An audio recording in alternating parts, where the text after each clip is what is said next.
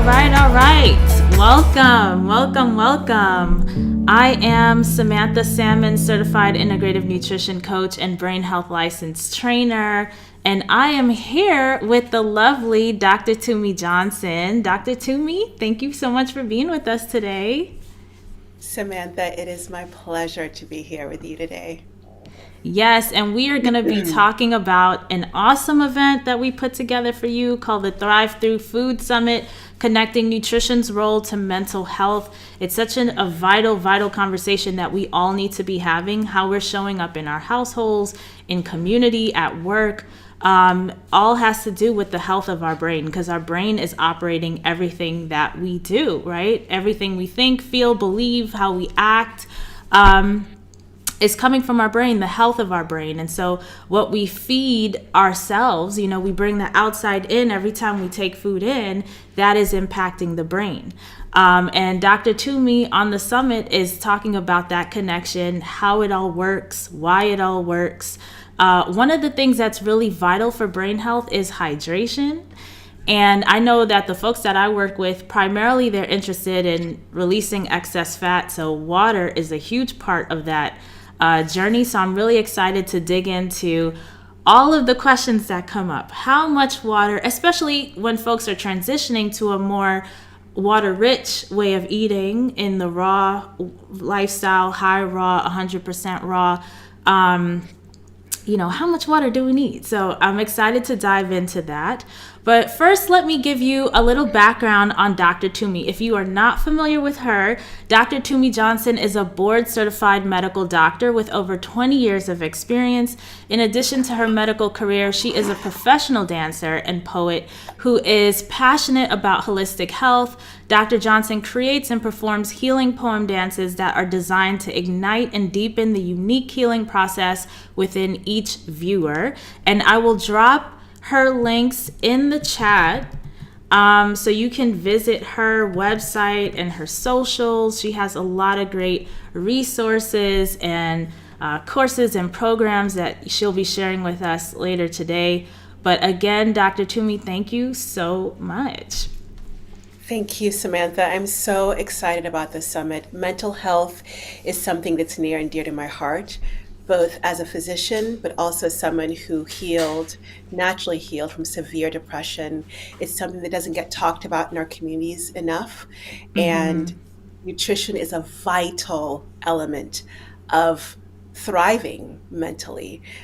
So thank you for putting the summit on. Thank you. And Mrs. Panchavila said she's so excited for this conversation. Thank you for joining us live this morning. I appreciate you. Where are you tuning in from, Dr. Tumi?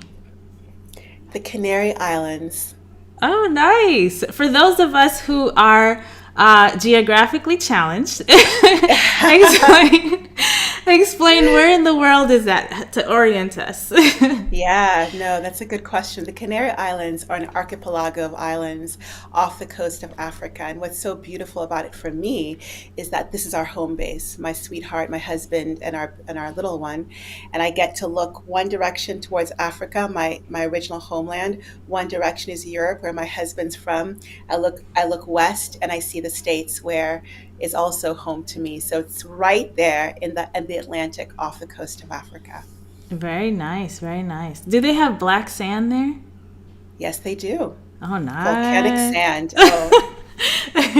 I've always dreamt about putting my feet in black sand. It just seems Come on so over, Sam. Exotic. Yeah. So guys, like I said, we have launched this amazing summit, the Thrive Through Food Summit, and you want to make sure you register today for that. And what I'm hoping for, I'm putting the link in the chat here. And actually, let me just mention, we are going live right now on YouTube, on Facebook, on LinkedIn, which is new for me. In the LinkedIn chat, you may not see the items. So if you're on LinkedIn seeing this and you want to engage in the chat with us live, jump over to YouTube. It's at Samantha Salmon. And you could also jump over to Facebook, rawfoodmealplanner.com, to engage with us in the chat.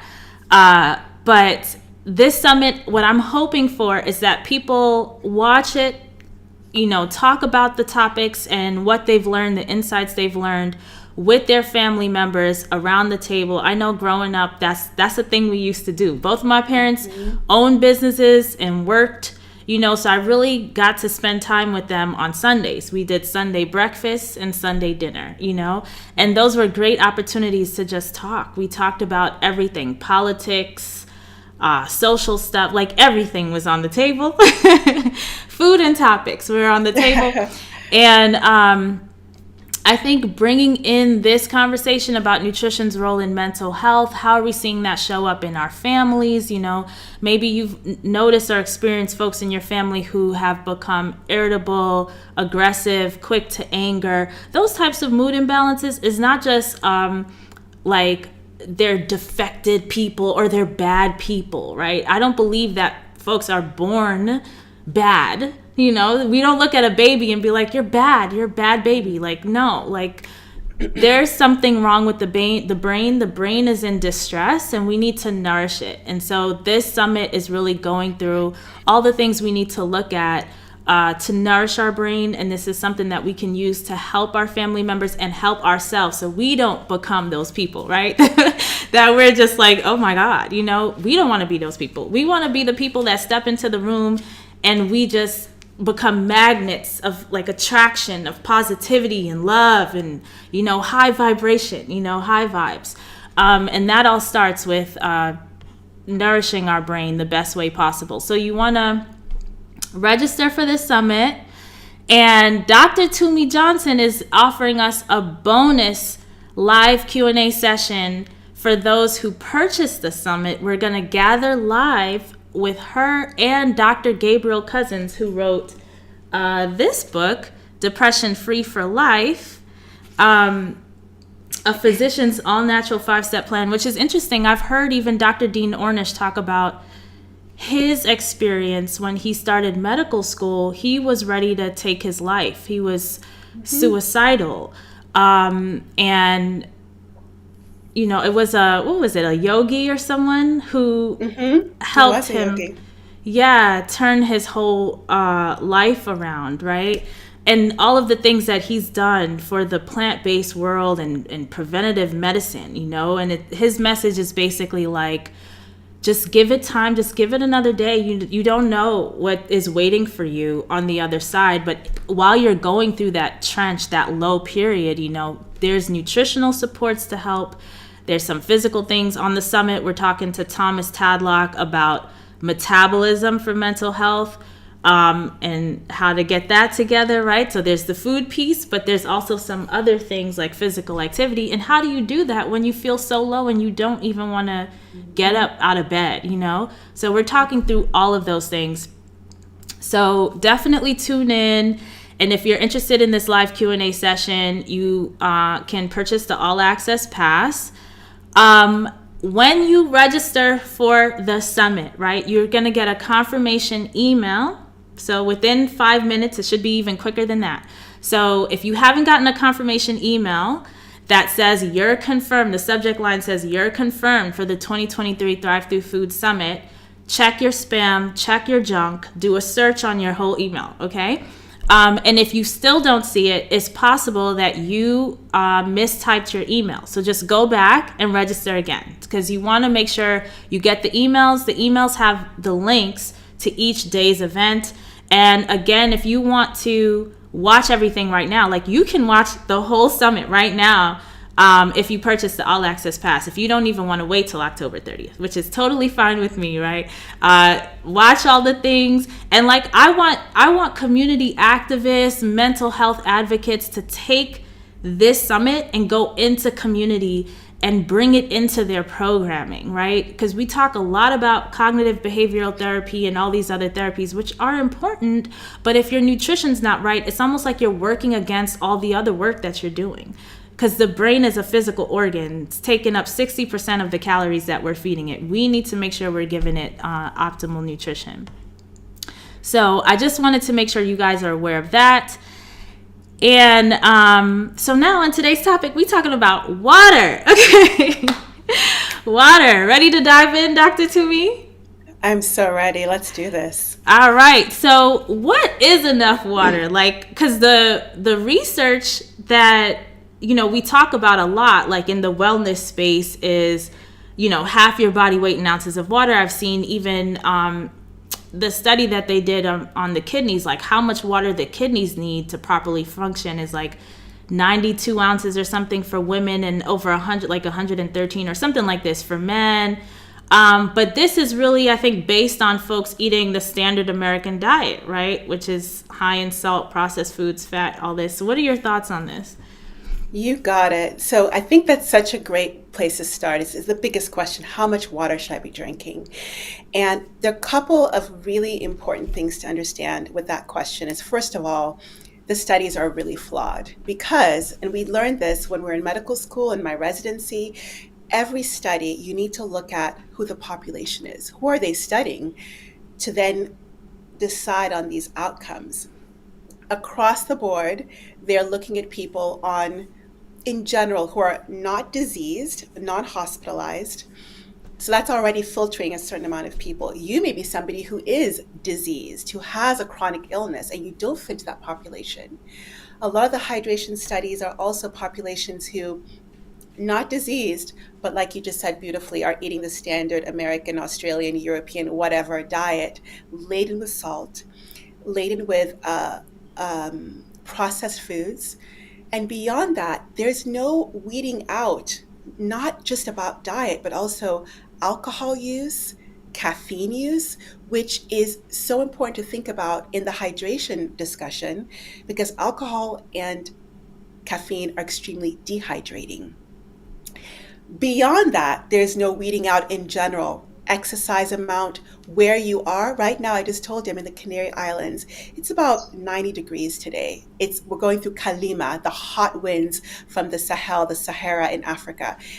Best believe I'm hydrating more today than I usually do. So there's so many factors that come into hydration status.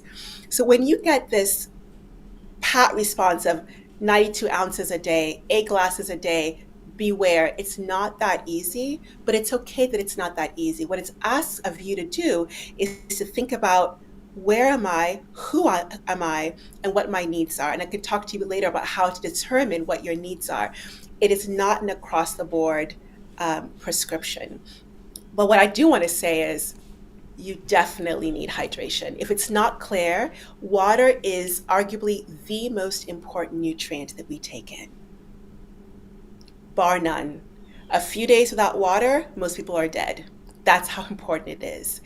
When we are born into this world, we're 75% water, our entire bodies. We are these water babies, literally. Our brain, even as adults, 75% water. So Samantha started talking about the importance of brain health. Some people are moody because they're literally dehydrated. A lot of people are moody because they're dehydrated. Your brain, 75% water. Your lungs, 80% or more water.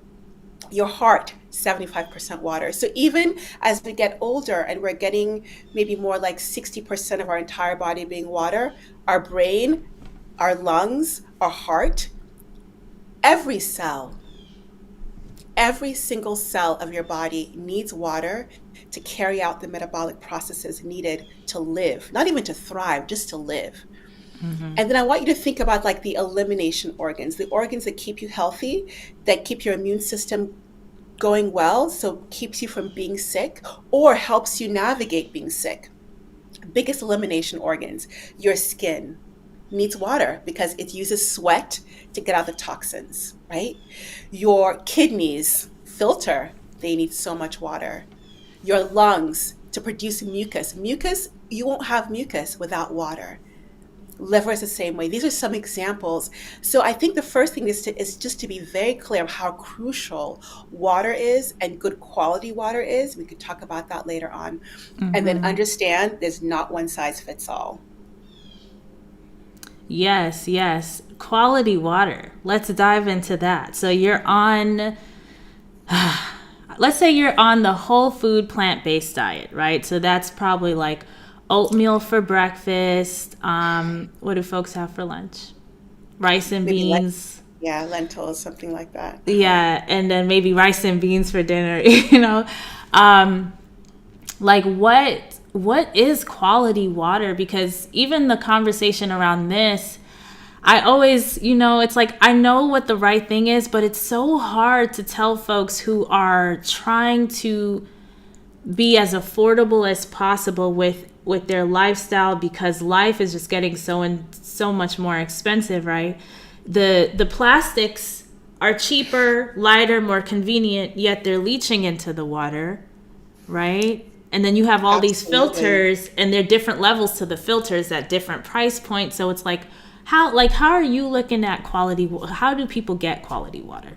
Such an important question, because that to me is even more important than how much water. Because if you're getting bad quality water, you might want to decrease your water intake, because tap water, if it's not clear to anyone right now, it's straight up, it's poisonous. I say Mm-hmm. that non-dramatically. It's just laden with hormones, laden with medicine, chemicals, and literally parts of medicine bottles and medicines and microplastics. It's full of fluoride and chlorine, which will kill off your good bacteria like that. Nobody should be drinking tap water. I say that as a physician now of 20 plus years. So, what I say to people is meet yourself where you are, because there is, no matter what your diet is, I actually think there is the best water. And I'll talk about that in a second. But meet yourself where you are about what you're able to afford. Meaning, if the best thing you're able to afford is just maybe going out and getting like a Berkey filter, that's even sometimes even expensive, or a reverse osmosis system, that's another example, or you can get water in glass bottles. Please do not get plastic for so many reasons. Like the hormone disruptors in them, even BPA free plastic has issues with the water. So you don't want to be having water in plastic. But let me just get to the chase. The best water is the water that you eat. It's the water that's in your fruits and vegetables. Like that is where the best water is, because it is filtered through the incredible system of the plant. You can't get better than that, bar none. Now, do I then say get all your water from fruits and vegetables? For the vast majority of people, no, because we live in a world that's no longer Eden. We live in a world where we're putting salt in our lentils. We are also in toxic environments, and because of that, we need a little bit more hydration that is only in the fruits and vegetables. If all you're eating is all raw. I've been eating now 12 years a raw fruit based diet. I avoid salt. I don't use condiments.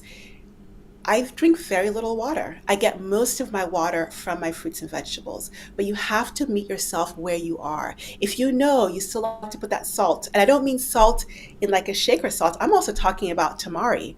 I'm also talking about that mustard sauce you love that's vegan, but you look at the back of always turn around, look at the ingredients, and salt is in there. Anything that's salty, you are going to need more water than you could just find in your fruits and vegetables. So meet yourself where you are. And what I always say to people is this: it's a spectrum. Fruits and vegetables, eating, avoiding salt, getting all your water from there is over here. I think the next level is then distilled water, and I can talk about why in a moment. And then you have these other filters, and I always say some sort of filtration is better than nothing, because you'd be surprised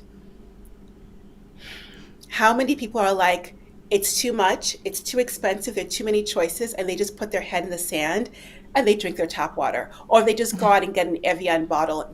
So many, and I used to be there. I was like, it's too much. Mm-hmm. But that lack of choice, you're still making a choice. And so, what I say is meet yourself where you are and make a choice to filter your water, and know that that is at least something you're doing, but focus on eating your water and avoiding dehydrating yourself through the things that undermine your hydration. So you said you get water from the foods. And, it has me thinking of Dr. Aris Latham, who's also on the summit, has a lot of controversial things to say about starches. But he says he gets all his water from foods. He doesn't drink any water, coconut water. So it's all from foods. And it has me wondering, well, like, how do you count that? So if the studies say, and I know, some people probably don't even look too much at the studies, but, I like to connect the science in this too, because when I talk about things, I like it for it to be evidence-based, Absolutely. because folks always want to dispute, you shouldn't be eating this way. Da, da, da. I'm like, nope, the research says it's not me, it's the research. But so the studies say women should have like 92 ounces of water, right? And it's good for it to come from foods. But then how are you tracking if you're eating raw and you're getting your water from foods? How do you know if you're getting sufficient amounts of water? Great question. I'm so glad you stayed with this. I want to go back to the first thing I said because it can be so hard for us to wrap around this paradigm. I'm a physician. I was trained in one of the best medical schools in the States. I did my residency, became an assistant professor of medicine. I'm saying all that to say the following sentence. You have to look at the evidence, the literature around water with a huge grain of salt, no pun intended. Look, the nutrition studies are really clear. There's a lot of fantastic studies that show and continue to show whole plant foods is where it's at for prevention and reversal of disease. Water, the science on water, and by science, I want to that because you said science is so important. I agree, but science is different from the medical literature around water. What do I mean by that? The medical literature around water, again, is looking at a population that might not be you. Furthermore, Samantha, I didn't mention this before. A lot of times they look at hydration and they make this 92 ounces. I've seen this so many times for women. They're looking at all sorts of hydration sources, including soda, including Gatorade. They use these to determine hydration and what needs to be, what should be recommended. If that's not your diet, and we know actually those things are harmful. Gatorade, the sports drinks will put you towards insulin resistance and give you extra fat. You don't need those things. My point is there's a huge problem with looking at those studies. So what I say, this might seem crazy coming from somebody like me, again, with the training, this is one realm I do not recommend you just go for a number, because that number will throw you off. I'm a breastfeeding raw vegan right now in Kalima. My water needs are very different from somebody who is a dancer who dances about 2+ hours a day, somebody who is sedentary in somewhere that's cool and not breastfeeding. It's just an example. Another woman, just to be clear. 92 ounces should not be the thing that should be told to both of us. That doesn't make any sense. It's not logical. But yet we want structure. It makes sense. But sometimes that structure takes us away from the wisdom that is our bodies. And water is something I believe is a beautiful practice for us checking in every single day with, what do I need water-wise? And my needs are different every day. Today, people are going to be like, whoa, I'm probably going to drink about 16 ounces of distilled water, and that's it. 2 hours of dancing. I went for a run in the hot sun. I'm breastfeeding. But my diet, 95% fruits. The rest of it is vegetables, and it's raw. Do you get my point here? Mm-hmm. Is that you have to look at who you are, where you are, and forget the numbers. Like, literally stop looking at the numbers. There are other ways for you to determine your hydration status that I think are way more helpful than these arbitrary numbers that don't make sense for, again, 2 women or 2 men, depending on their environment, who they are, and what they have to heal. Does that help? It does. And I'm wondering, so if we're not looking at the number and you're eating 100% raw, so for folks who are eating whole food plant, because I know for me in particular, if I have oatmeal, I find oatmeal, because it's expanding in water, it is kind of dehydrating. And like literally I have body scans that show my body retains water when I eat oatmeal. Yes. So like how would someone monitor for themselves? They're not yet 100% raw. Maybe they're working Yes. towards that. How should they be dialing down their hydration? Fantastic. And even, let me just say, people, I would say I'm more than 99.9% raw. I always say, because people will say, oh, cashews aren't raw or something. So I just like to say that. But even people like me who might be all raw, they might be using salt, like a lot of salt, and that's going to be more dehydrating. They may be using tamari. So whoever you are, wherever you are in your diet, the idea here, I'm not telling you to become 100% raw. I'm just saying, don't just look at the literature and look for a number for you to follow. It's not going to be helpful, and it will take you away from your compass of presence and wisdom. And what I say instead is look at a couple of things. Look at your urine. Now, this has fallen into like this idea of like looking at your urine, looking at your excrement. People just don't want to even look there, but it's so important to see what's coming out of us, you know? So looking at your urine, and what am I looking for? You're looking at the density, how the color of it. Is it light? Is it dark? Why is this important? When we get dehydrated, when the body's wisdom again says we need to hold on to water, your brain, back to the incredible brain, will release something called antidiuretic hormone. The antidiuretic hormone is a hormone that goes straight to the kidneys and tells the kidneys to hold on to water because we need it. We're dehydrated. Even at small levels of dehydration, ADH, antidiuretic hormone, is still released. When that happens, your urine becomes darker. And this happens even in the absence of thirst. There are a lot of people, if you're thirsty, you're dehydrated for sure. But if you're not thirsty, you still might be dehydrated. And so looking at your urine is a wonderful way of saying, what's my hydration status here? If it's pretty pale yellow to light, you're good for the most part. There can be some issues, but in general, that's a really good way of assessing status. But the other way, Sam, is something maybe a little bit more nuanced, but I think is so important that we have just overrided. And it's something I talk so much about in my book, Delicious Healing, with my patients and clients. The idea of mindful eating, the idea of just mindfulness in general, checking in. How's my energy today? How's my mood? How do I feel when I run up that hill or dance or do my workout? Am I feeling buoyant? Am I feeling like I have the energy? And if you're not, one of those very common reasons for that is a lack of water, is a lack of hydration. But instead of saying, okay, I need to now get a filter or up, and maybe that's the answer, but also again, go back to how much salt am I putting in my food? Did I drink alcohol last night? Uh, am I drinking coffee? Go back to those basics. And I love doing that because it's so empowering. It's so empowering to say, look, if I just shift this in my diet, eat less salt, cut off the alcohol, cut out the caffeine. I've done that with some patients and clients. The glow comes. And that's from supple skin. That's from hydration in part.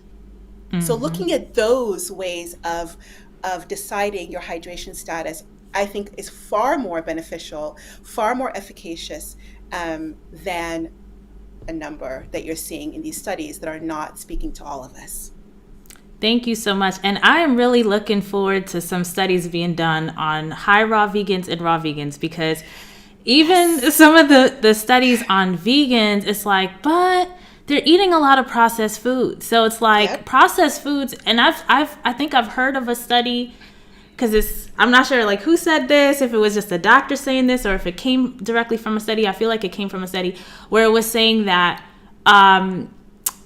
like folks who eat meat versus folks who eat processed vegan foods are healthier or something like this. And I know it's like that, maybe that's a little bit debatable, but I feel like even if you change to vegan status, right? And, folks get really nervous when I say this word vegan. So let's say you are 100% plants, but some of those plants are processed.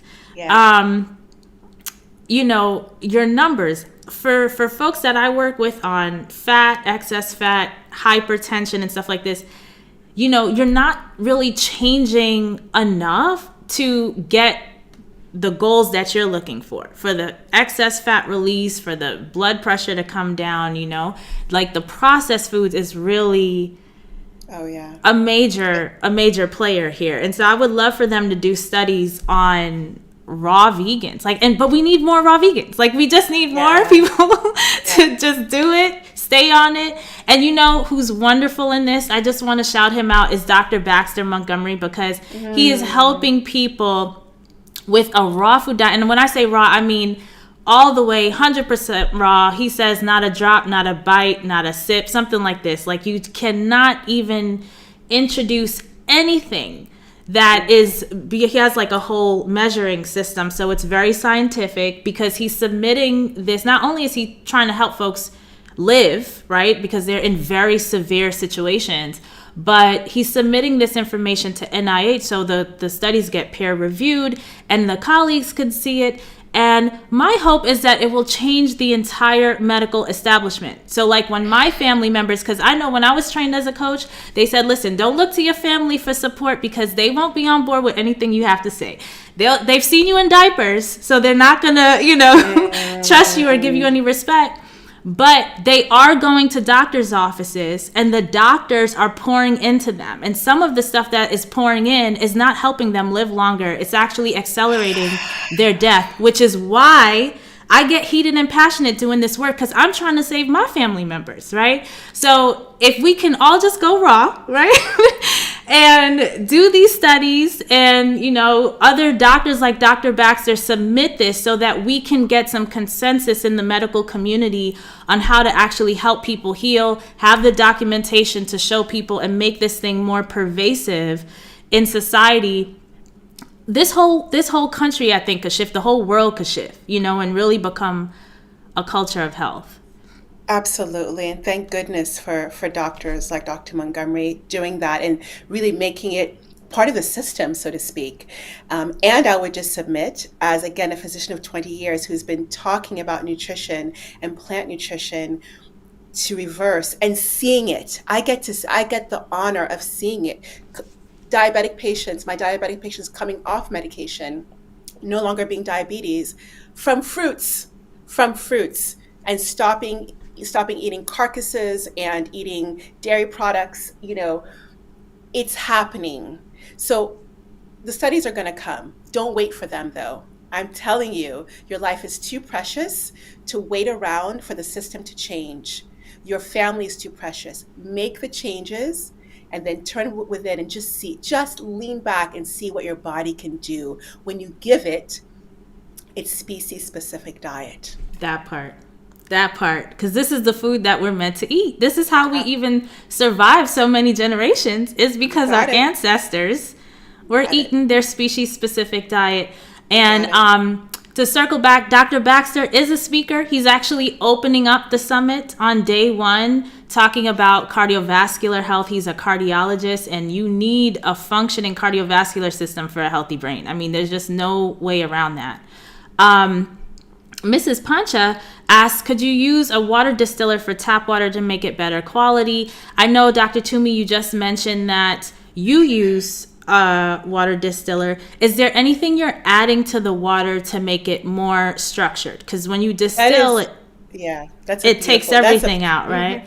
Yeah, great question. So to answer the question about tap water, that is definitely something you can do. Take the tap water and distill it. If you can find another filter and then also distill, that is great. The tap water, wonderful, because distilling will take everything out. We'll take the fluoride, the chlorine, the inorganic minerals, everything out. But also the minerals that make the water taste good.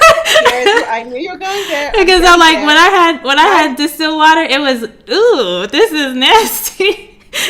Because we're all so used to mineral water. We're also used to, but here's the thing, okay? Distilled water is what we find in fruits and vegetables. We just don't think about it that way because it comes with that beautiful fructose and it comes with the minerals. It's all a package, but it's distilled water in the fruits. That's what the fruit is doing. back in the day before we destroyed our, not destroyed, the earth is not destroyed, but we polluted our ozone layer and all that. Rainwater is what people did all over the world. They take the rainwater, that's the original distilled water, and they drank that. Now I would not recommend you drink rainwater. That's distilled water. It's pure water. The fear of distilled water doing this in your home, there are a couple of issues around that, is that you strip the water of everything. But again, pure H2O is what our bodies need, and that's what's in fruits and vegetables. The inorganic minerals you get from spring water, which, be aware that spring water, just because it sounds good, I used to be in this also, mountain spring water. Most mountain spring waters now are so polluted because of what we've done to the earth. So just because it's spring water doesn't mean that it's not polluted. Be very careful. I would still recommend filtering that. But it has inorganic material, inorganic minerals. Here's the key thing I want to drive home. Our body cannot assimilate inorganic minerals. It goes into our bodies and we have to take it out. Or it settles in our joints, arthritis. It settles in our vasculature and causes stiffening of the arteries. That's inorganic minerals. I'm going to be very clear. Organic minerals, which we find in our fruits, our vegetables, and back again to eating your water, that we assimilate beautifully. And we need those electrolytes. Electrolytes are charged minerals. We need those electrolytes to get that water into the cell for cellular hydration. So you're right. If you're just drinking distilled water and you're, for example, not having fruits and vegetables, or you're not eating a healthy plant diet, you might become mineral deficient and need to structure your water. And it's true. A lot of times I'll squeeze a little bit of lemon into my distilled water. That's all you need. That's literally all you need. But I'm drinking right here a little bit of distilled water that has nothing in it. I'm going to be fine. You know why? I had a big bowl of grapes for breakfast. I got all my minerals taken care of. So you don't have to have the mineral with the water as long as you're having those healthy organic minerals through a healthy fruit and veggie diet. I hope that clears up that, because that's It a does. huge, they say, oh, the distilled water is going to leach your minerals. The only thing it leaches and it hangs on to is inorganic minerals, which your body cannot use anyway. I noticed too, like water from plastic bottles tastes Oh, different. And I realized what I'm tasting is actually the plastic. It has a sweet flavor to it. So when you go from plastic bottle water to then distilled water, and distilled water has nothing, no minerals, nothing, it's like that taste is like, you know, you just, you're like, so oh, true. like this, you know, Your how can taste I? buds. Yeah, your taste Yeah. buds, they are so interesting. Our taste buds really are all about, how do I just deal with what I have? So they're always recalibrating. I say just put some lemon juice, put some cucumbers in that, then you get minerals, and the taste is okay for you. And you could nibble on those cucumbers after, get some more greens in. So like, do you have a goal? So you're just really more intuitive with it. You're not really reaching for a hydration goal. You're just being intuitive, monitoring. Yeah. And intuitive can sound kind of woo-woo. So I want to give some specific practical things. Look at your urine. Look at your urine. Your body doesn't lie. ADH is a real thing. Your body's using it unless something is really wrong with you. And you know, those people know if they're them. They're usually under doctor's care. Check your urine for how light it is or how dark it is. Second thing, energy level. Just your overall, like I was smiling when you were talking about people being moody, and one of the biggest causes is dehydration. If you just feel off, if you feel a little bit just like, I'm tired, I'm lethargic, a lot of times that's hydration status. So look at those things. Look at your fitness level. Again, we are meant to be movers. If you're not moving, you should be moving. And so that will give you, when you exercise that day, do I feel hydrated? And I do think you need more hydration when you are exercising vigorously. So these are the ways I would look at that. You can also do something like go out and get, if you want to be really technical, go out and get these urine pH strips. You can do that in the States anyway. And you can check your pH level or your specific gravity to make sure that your urine is not too concentrated. But for most people, just checking their urine color, checking how their energy levels are, and then just common sense, like, I know that I drank last night alcohol, or I know that I'm having too much caffeine. These are things I can change to become more hydrated. I do want to ask you though, for some critics, uh, so we have a balanced conversation. Do you feel like there are any potential downsides to relying on produce for hydration? Yes. I want to be very clear. Even I don't rely on produce for hydration.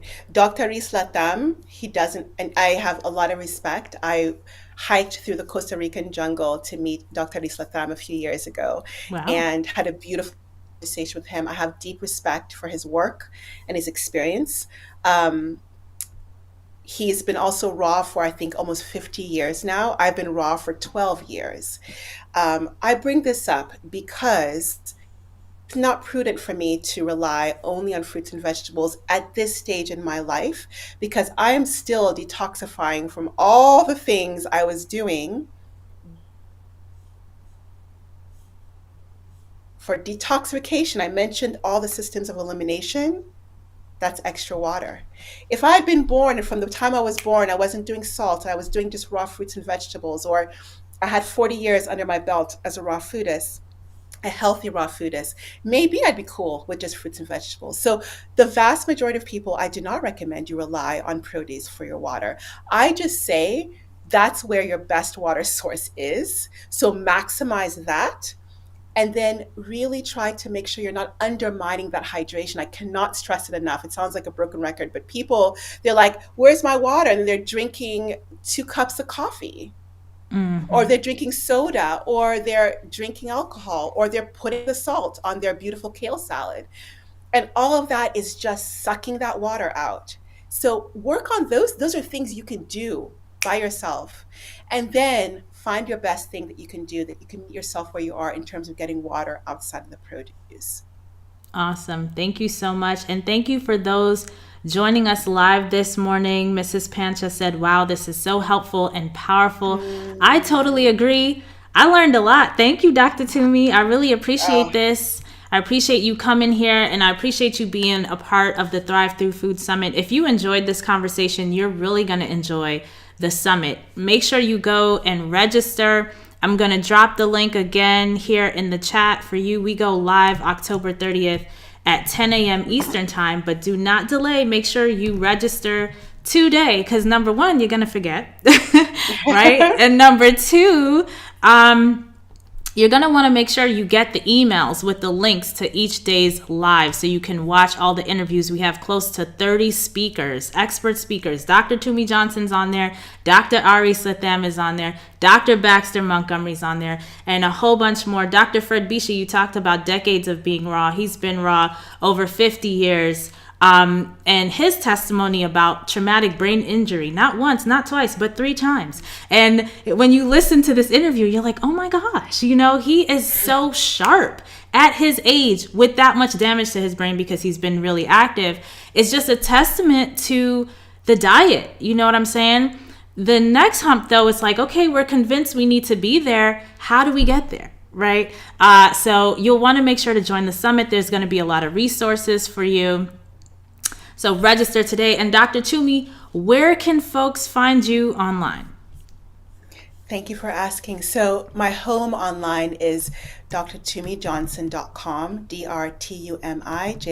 drtumijohnson.com. And there you can find my healing dances. You can find about my beautiful membership program, an online community where I support people every week on different topics. And I give them healing dances and meditations, and I do a Q&A with my membership program every month that is so beautiful and I love. You can find my book Delicious Healing on my website there. And then the other place you can find me is on Instagram. I'm The Poem Dances, one word. And on Facebook, I think it's also The Poem Dances, but you can find Facebook, Instagram through my website as well. Awesome. Thank you. Thank you. And I look forward to seeing you all at the summit. It's going to be a wonderful time. I can't wait to hear about all the amazing, interesting, insightful conversations you're having at the dinner table, at the breakfast table with your family. We need to get healthy together so we can have healthy, harmonious relationships in our families, in our communities, at work, so we could be about God's work here. You know what I'm saying? Because we all have a mission to Right. accomplish in this very short life that we have, and we want to make it high quality, high quality. So thank you all. Have a blessed weekend. Thank you, Bye. Sam. Thank you all. Bye. Much love.